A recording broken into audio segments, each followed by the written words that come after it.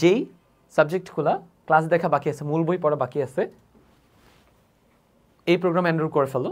এখন হাবিজাবি বিভিন্ন জায়গাতে ঘোরাফেরা করার দরকার নেই, অথবা এটা আমার রেকমেন্ডেশন, তুমি চাইলে নিজ দায়িত্ব করতে পারো, মূল বইটা রিডিং পড়ে ফেলো, ক্লাস দেখে ফেলো। ক্লাস দেখার ক্ষেত্রে আমি সাজেস্ট করব লাস্ট শর্ট ক্লাস দেখা, এমন একটা ক্লাস যেটার মধ্যে ওই চ্যাপ্টারের বোর্ডে আসা ক খ, এমসিকিউ, সৃজনশীল সব কনসেপচুয়ালি ক্লিয়ার করে দেওয়া হবে। মানে তোমাকে আলাদা করে আর এমসিকিউ ক্লাস দেখতে হবে না, ওই ক্লাস দেখে ফেলো, দেখে দেন বোর্ড কোশ্চেনের সিকিউ এমসিকিউ সলভিংয়ে এবার নিজে সলভ শুরু করে দাও। নিজে সলভ করার ক্ষেত্রে একটু কষ্ট করে খুঁটিনাটি কি পয়েন্টসগুলো এক্সাম হলে লাগতে পারে, সূত্র, ধ্রুবকের মান, এগুলো একটু নোট করো, ঠিক আছে? রিভিশন শিট ক্রিয়েট করো।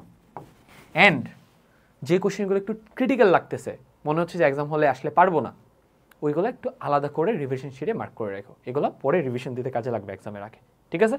তাহলে আমি আবারও রিপিট করি, বেসিক্যালি যদি একটা বাক্যে বলি, তোমার ওই যে লিস্টটা যেটাতে তুমি লিস্ট করলা কোন কোন চ্যাপ্টার বোর্ডের কোশ্চেন সলভ করা হয় নাই, ওই চ্যাপ্টারগুলোর মেইন বই, দাগানো মেইন বই এখানে দেওয়া আছে, ঠিক আছে?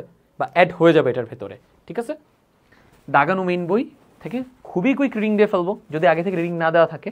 দেন যদি ক্লাস না দেখা থাকে, লাস্ট শর্ট ক্লাস দেখবো, দেখে নিচে সলভ করা শুরু করে দিব। এই লাস্ট শর্ট ক্লাসের মধ্যেই ওই চ্যাপ্টারের ক খ, এমসিকিউ, সিকিউ সব কিছু টাইপ ওয়াইজ ভাগ করে সলভ করা থাকবে। এটার ভেতরে যা থাকবে ওখান থেকে 80%-এর মতো এক্সাম হলে কমন আসবে, বুঝছো? ডান। এরপরও যদি কারোর সিভিয়ার কোনো চ্যাপ্টারটার এই তিনটে স্টেপ কমপ্লিট করার পরও যদি দেখা যায় ওই চ্যাপ্টার কোশ্চেন সে সলভ করতে পারতেছে না, তার মানে তার সিভিয়ার গ্যাপ আছে, কনসেপ্টের ঝামেলা আছে, সেই ক্ষেত্রে রেকমেন্ড করি হচ্ছে গ্যাপ ক্লিয়ার ক্লাস দেখা, ওই চ্যাপ্টারটার উপর একাডেমিক ক্লাস দেখা, এটা ওই প্রোগ্রামের ভেতর দেওয়া থাকবে, ঠিক আছে? বাট এখন আসলে এত সময় নাই, এখন তোমার মেইনলি কাজে লাগবে লাস্ট শর্ট ক্লাসেস, মূল বই পড়া না থাকলে মূল বই, আর প্রচুর পরিমাণে বোর্ডের এমসিকিউ, সিকিউ, ক খ সলভ করা।